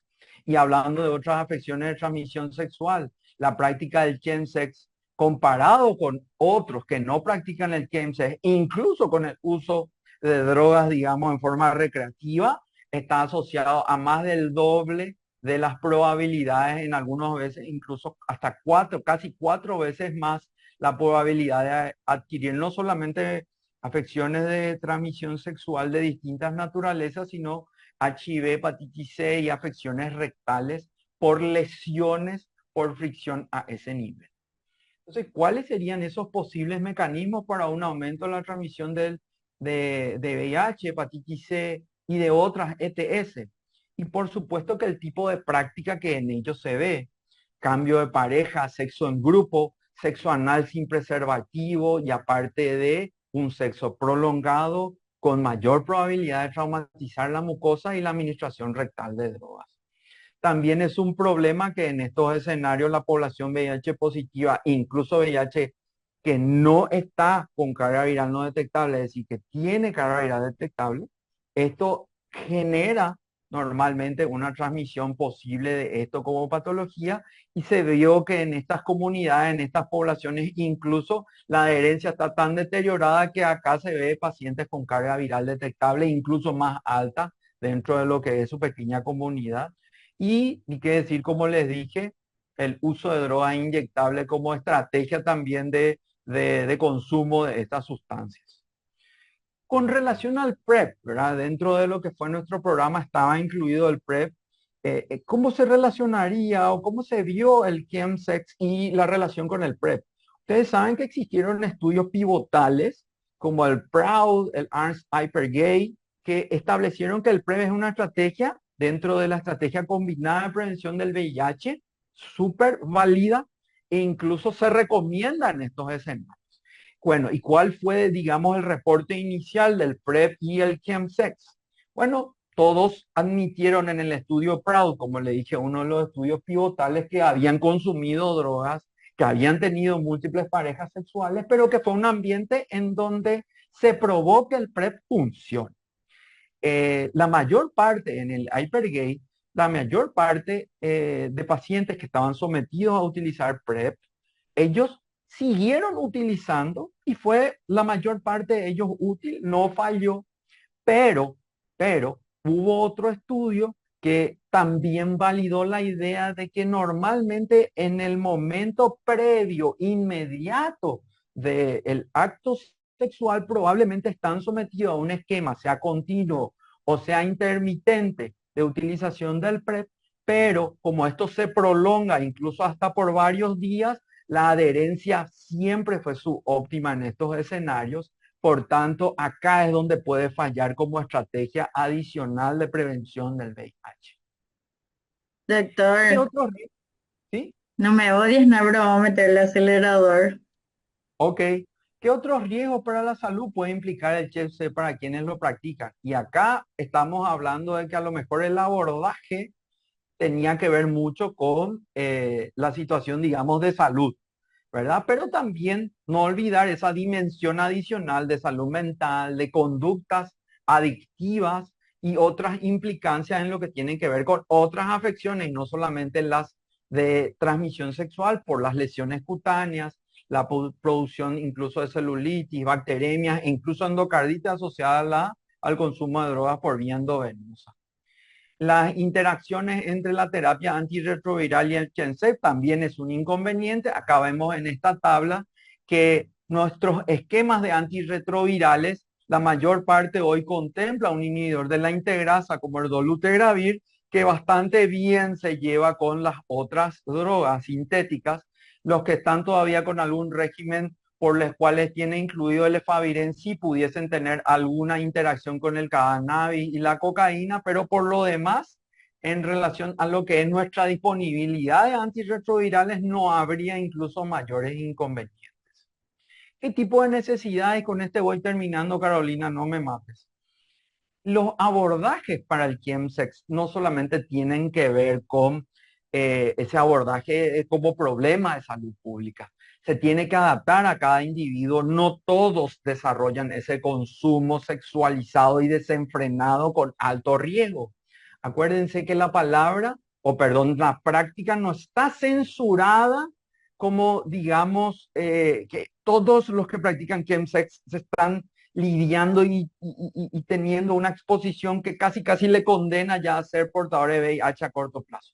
En realidad, si esto se somete a un abordaje para poder dar charlas de consejería a todos y estableciendo situaciones en las que estos pacientes se consideran vulnerables para adquirir estas enfermedades, toda situación en donde se pueda hacer una prevención y tamizaje de estas ETS, incluso antes de la práctica, pueden ser útiles. Y es por eso que se aborda esto dentro del punto de vista de que nosotros tenemos que individualizar cuáles son los hábitos de las personas, tenemos que establecer que el paciente con HIV que pudiese tener esta práctica tenga la carga viral suprimida. Tenemos que tener claro que tenemos que concienciar en vacunas para la hepatitis A, hepatitis B, el HPV, y si se presentan estas afecciones, no condenar, no estigmatizar y tratar en forma individualizada. La práctica de Chense es frecuente.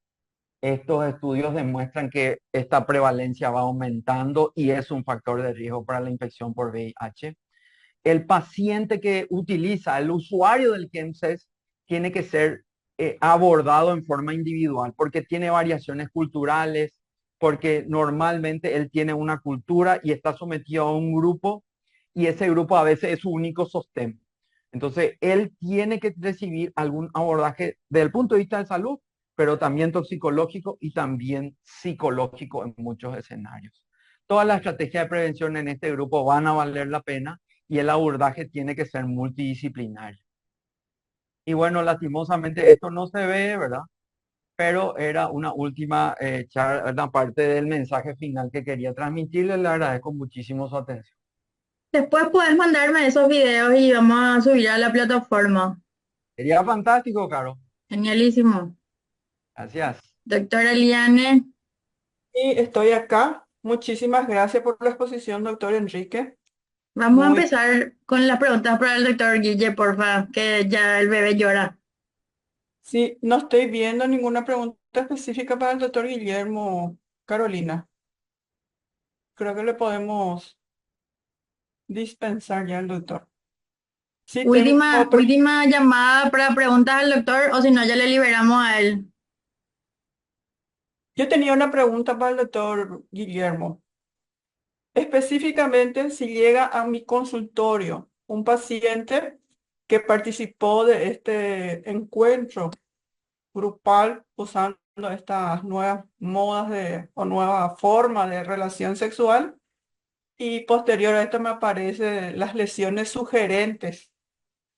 ¿Cómo manejo esa situación? ¿Qué es lo primero que tengo que hacer? Aparte de una buena historia clínica, un buen examen físico, ¿cómo abordo desde el punto de vista? Son patologías nuevas, pacientes que cuestan mucho encararles, no siempre te dicen totalmente la verdad.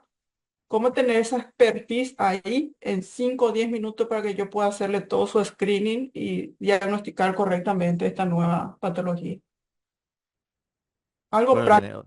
sí, sí, sí. Bueno, antes que nada, el tema del periodo de incubación, ¿verdad? Sabemos que entre 5 a 21 días puede ser, pero en promedio es poquito más, 6 12 13 días como es lo más frecuente, ese periodo de incubación. Entonces, esa es tu ventanita de tiempo, cuándo fue el evento sexual, ¿no? Si fue este fin de semana y el lunes estoy con lesiones, no, no va a ser eso, va a ser otra cosa, ¿no? Si encaja nuestro tiempo, ahí trun, tenemos que parar la oreja, pero se solapa un montón de otros diagnósticos, Eliane, ¿verdad? Acá es la cintura de poder hablar de la cuestión sexual con el paciente, eso es muy importante, la experiencia, eso, ¿verdad? eh, de cómo hablar sin mucha vergüenza y con toda tranquilidad, ¿verdad? Hacerle sentir la confianza de que se sienta cómodo de poder hablar de eso. eh, Porque dentro de todo, Mpox tal vez es lo más leve que puede tener, ¿verdad? Hay un montón de otras enfermedades que son mucho más complejas. Entonces, eso es lo fundamental, ¿verdad? La ventana de tiempo para irnos directamente a Mpox, ver, buscar la adenopatía también asociada, ¿verdad? Eh, el manejo, como dije, es súper sintomático. Ustedes que manejan más pacientes seguramente tienen mucho más experiencia que yo. Yo, de las historias que recogimos, esos 120 casos, uno por uno, es lo que tengo y la mayoría de los casos lo único que presentaban eran lesiones a veces mínimas, menores, insospechadas, inclusive dermatólogos que se confundían con otra patología y terminaba siendo una varicela, ¿eh? O un herpes. O sea que realmente es difícil. Y el manejo clínico, lo más difícil, no tanto por los antivirales, sino el manejo del dolor. En Mm. gran parte de los casos, el criterio de internación fue el manejo del dolor, inclusive utilizando derivados opioides, ¿verdad? Para el manejo del dolor. Eso fue lo más complejo ahí en el IMT. Lo que más comentaban los colegas que llevaban estos pacientes era lo dolorosísimo que puede ser las lesiones perianales que referían o intrabucales, ¿verdad? Que necesitaban el tratamiento tópico, tratamiento inyectable, inclusive de altos analgésicos muy potentes. Entonces, eso fue lo más difícil eh, que recuerdo de esta epidemia que fue hace ya 2 años, ¿verdad? Hace rato que no tenemos casos, pero es probable que empiecen a aumentar como estamos viendo en toda la región.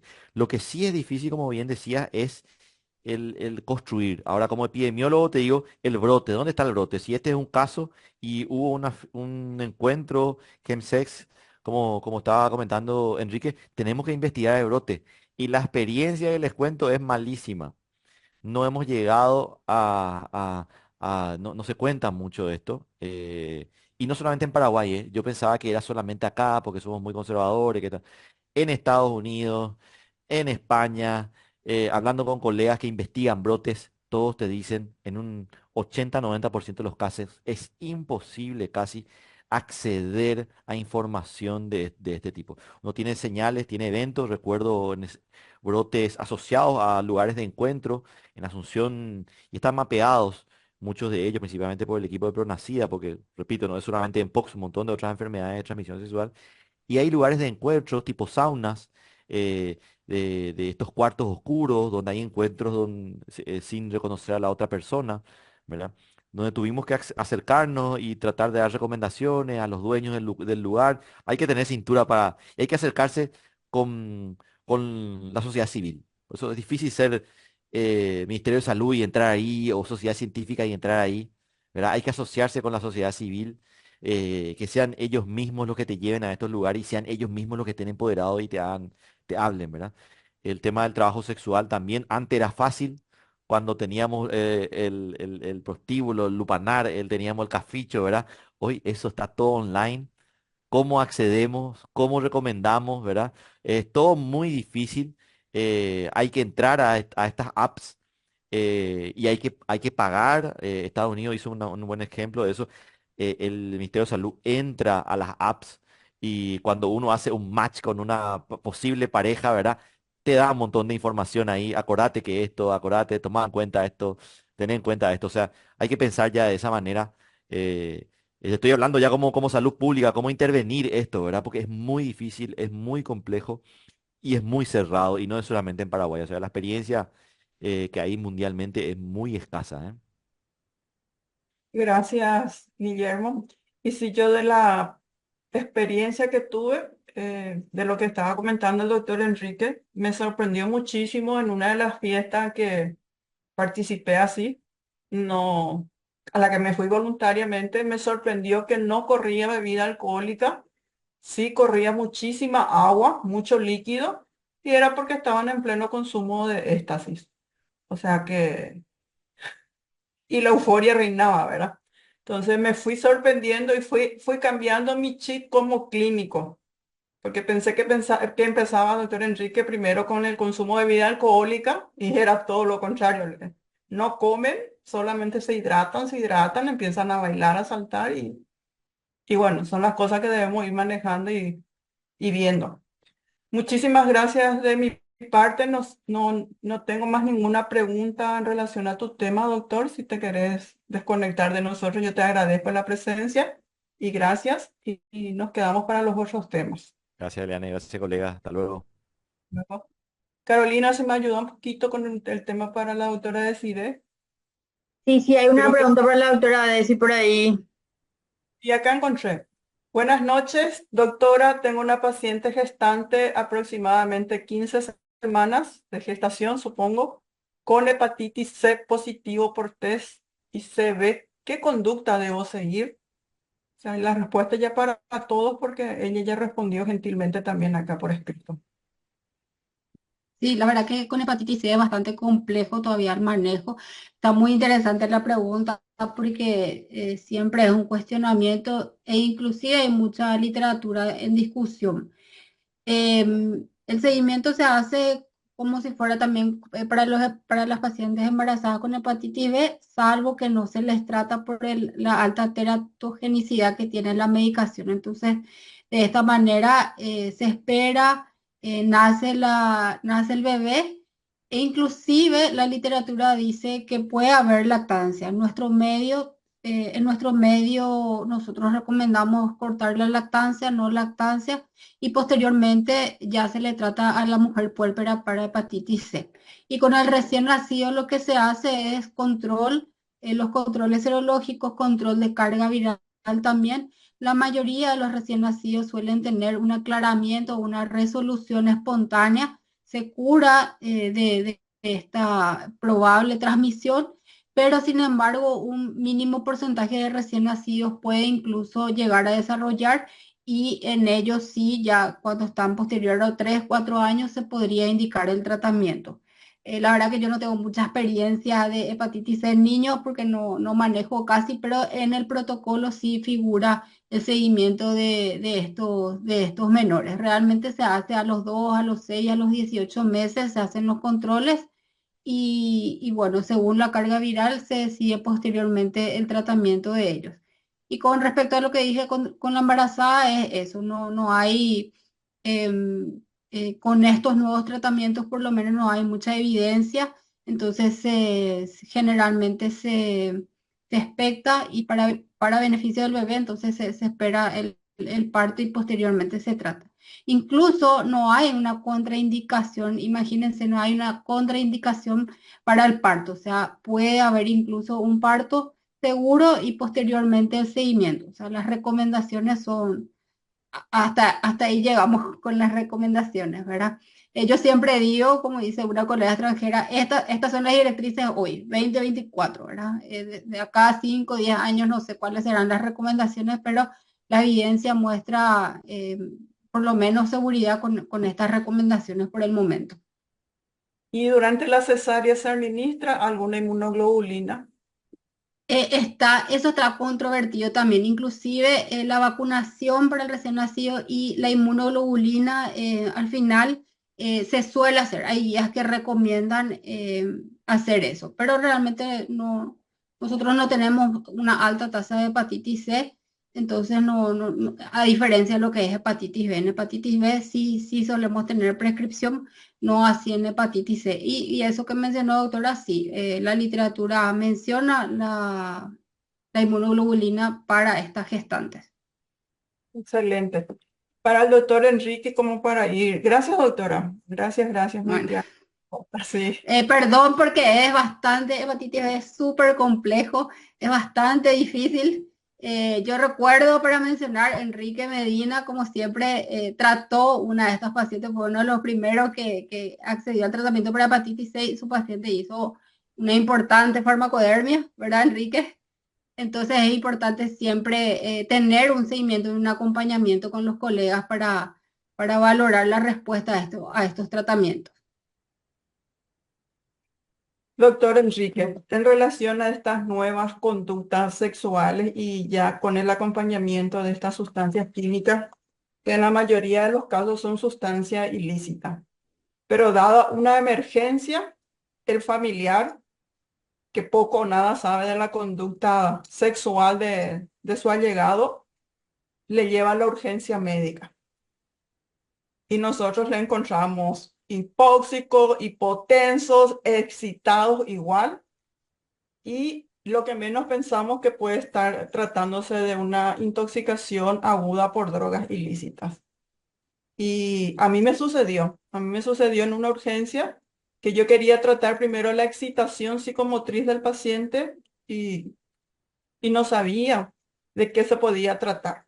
Entonces, ¿cuál es la recomendación que podés darnos en este punto? Usamos directamente ya unos inhibidores de las drogas porque la conducta de repente te lleva a pensar qué es lo que se hace así como protocolo de entrada cuando tenés este tipo de pacientes y tenés la alta sospecha de que puede tratarse de esta situación. En mi experiencia, realmente la mía es mucho más escasa, probablemente también para poder tener como el abordaje inicial de un intoxicado con estas drogas sintéticas. Vamos a irnos a la posibilidad de considerar que estamos teniendo un caso. Ujú. Realmente nosotros, gracias a, bueno, a cuestiones todavía que no están muy extendidas en nuestro país, al menos la descripción como tal, hice yo incluso una consulta con gente que puede ver mucho más pacientes que tienen estas adicciones, ¿verdad? Con los encargados justamente, y no hay ningún registro, no hay ningún seguimiento, los números son muy escasos. Me encantaría o me hubiese encantado haber ingresado o por lo menos agregado a mis diapositivas cómo estamos en nuestro país con relación al seguimiento en lo que respecta a la drogadicción de nuestros jóvenes. Por tanto, en lo que nosotros tendríamos que tener como posibilidad de considerar esto como el agente etiológico de un paciente que viene en un síndrome serotoninérgico, en un síndrome adrenérgico, es tener un escenario epidemiológico que pueda sustentar que este paciente está intoxicado. En nuestra experiencia, a mí me toca hacer pasantía actualmente en el Hospital General Barrio Obrero, pero ya como interconsultor de infectología, yo suelo ver que tienen disponible en muchas urgencias el test toxicológico que incluyen 9 drogas que se hacen orina. Entonces, como hay epidemiológicamente en esa zona de Asunción muchos que tienen algún antecedente incluso de estar privado de libertad, en estos escenarios nosotros activaríamos inicialmente eso, tratar de llegar a el despistaje utilizando las pruebas con tiras reactivas en orina, que contemplan cocaína, cannabis, incluso benzodiazepinas u otras, digamos, sedativo, agonista, dopaminérgico y todo lo que puede generar toxicidad. En principio, entonces, para no alejarme mucho de su pregunta, yo no creo que haya un manejo diferenciado para los hallazgos clínicos. El paciente está hipotenso, eventualmente se hace una respuesta con expansión con fisiológico, hacerle una buena hidratación y tratar los síntomas. Eventualmente lo que se hace también, si hay deterioro del estado neurológico, de proteger la vía aérea, no hay muchas dudas, porque nuestra experiencia con antídotos dirigidos, ya que no tenemos la epidemiología favorable para una u otra droga, no está dada.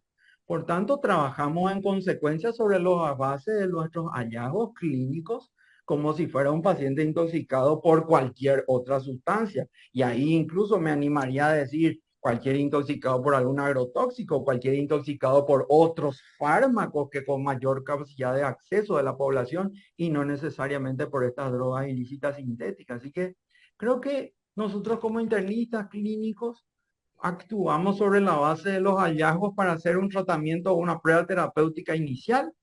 Epidemiológicamente tratamos de buscar algún dato que nos oriente a que este es un paciente candidato a que haya tenido alguna práctica con el consumo de estas drogas. Si disponemos del test de tamizaje o despistaje con tiras reactivas en orina, pues se practica. Y si no, eventualmente podemos ver si podemos acceder a eso al centro de toxicología. Una vez que nosotros pudiésemos interpretar que todo el cúmulo de síntomas y signos hallados se corresponden a una intoxicación con estas drogas, pues actuamos en consecuencia.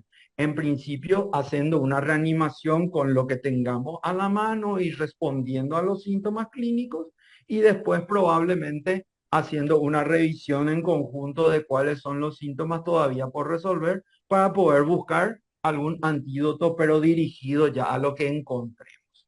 Yo creo que eso es una práctica que no dista mucho de cualquier situación, de cualquier hallazgo y actuamos en consecuencia, doctor. Muchísimas gracias, doctor. Queda así como un deber pendiente tratar de documentarnos y clínicamente ir sospechando más de estas posibilidades porque son realidades que tenemos que manejar y no solo verle al paciente así dentro del contexto clínico, pero pensar que algo más le está pasando a ese paciente y considerar entonces también su conducta sexual como detonante de una urgencia y emergencia médica. Iba a decir emergencia hipertensiva, pero disculpe, una emergencia médica. Y Y bueno, para agregar nada más, ya que tocó el punto, yo creo que siempre ese abordaje inicial, paciente que ingresa a reanimación, esas medidas iniciales básicas del monitoreo y de los parámetros vitales, la investigación con el familiar directo o quien lo trae de las circunstancias, y más allá de eso, ver si no está en algún programa, no está incorporado aparte de alguno de los programas nacionales que pondría como un dato adicional dentro de sus factores de riesgo. Creo que por ahí podemos empezar siempre y después la posibilidad de incorporar dentro de los estudios a la posibilidad de tamizaje de estas drogas. entonces bandera roja, una nueva bandera Tal cual, roja al tal cual. in- el médico, sobre todo el médico de De primera emergencia. emergencia. Bueno, ahí muy amablemente, gracias doctor, ahí amablemente la doctora Desiree está compartiendo un link para una charla específica sobre Mpox, qué, sí, Mpox. Mpox. Y bueno, ahí le dejamos, se pueden copiar el enlace, por favor. Y de mi parte, si no hay alguna otra pregunta, si alguien quiere participar, alza la mano, pero no estoy viendo ya, ah, no estoy viendo ninguna pregunta nueva. Nos vemos Entonces, mañana.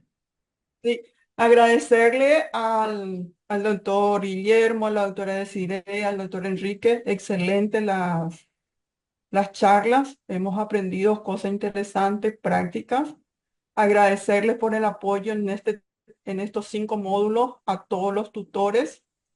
Decirles que hay una charla que se va a grabar y que se va a alzar a la plataforma entre el lunes y el martes.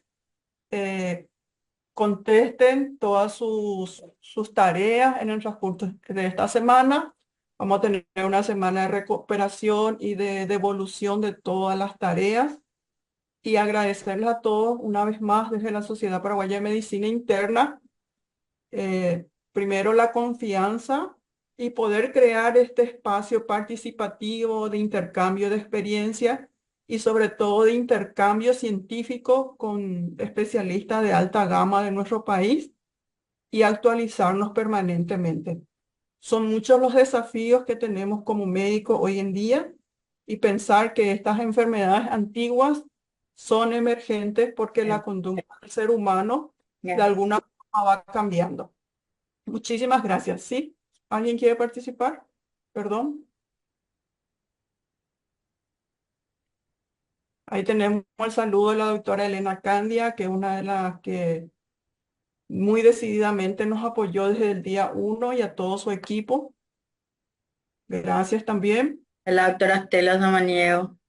La doctora Estela Samaniego, le veo también al doctor Ignacio Ortiz, un gran director que supo permanentemente acompañarnos, exigirnos a todos los participantes. Entonces, este es el momento, si alguien quiere hablar, contar su experiencia sobre el curso, estamos, hablen ahora o callen para siempre. Bueno, creo, Carolina, que hasta acá llegamos y muchísimas gracias. Genial. Muchas gracias a todos. Hasta mañana. El examen se subirá a la plataforma el viernes de la próxima semana. Sí, este viernes hasta el domingo tienen la posibilidad de El, contestar esta el historia clínica. siguiente viernes creo que lo doctora. Sí, el Entonces tienen siguiente, desde el lunes al viernes para actualizar todas sus tareas, demás, y el viernes se sube el examen. sí, así mismo. Genial. Gracias, Genial. gracias a todos. Hasta mañana. Hasta mañana, gracias. HIV epidemics should not have just been about medicine, dispensing condoms, and getting people tested. It should have been about addressing homophobia, internalized homophobia, equal rights, and well-being.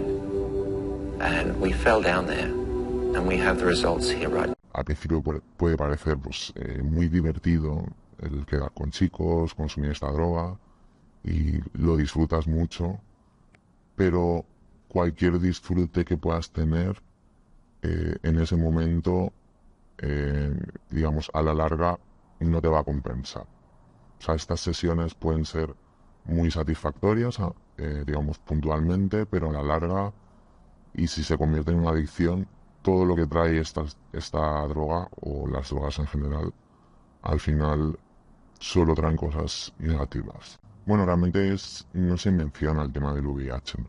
Lo único que sí que se recalca es, hay personas que a lo mejor te dicen, sí, yo tomo la PrEP un poco para poder practicar sexo sin ningún tipo de precaución. Es decir, sí que a lo mejor se da mucha importancia, o sea, no se habla sobre el VIH, pero sí que se da importancia porque digamos que es la enfermedad pues, como más peligrosa, por así decirlo, porque el resto de ETS es como que no parece que haya problema, ¿no? Es como que sí que remarcan que se toman la PrEP para poder practicar sexo sin ningún tipo de precaución.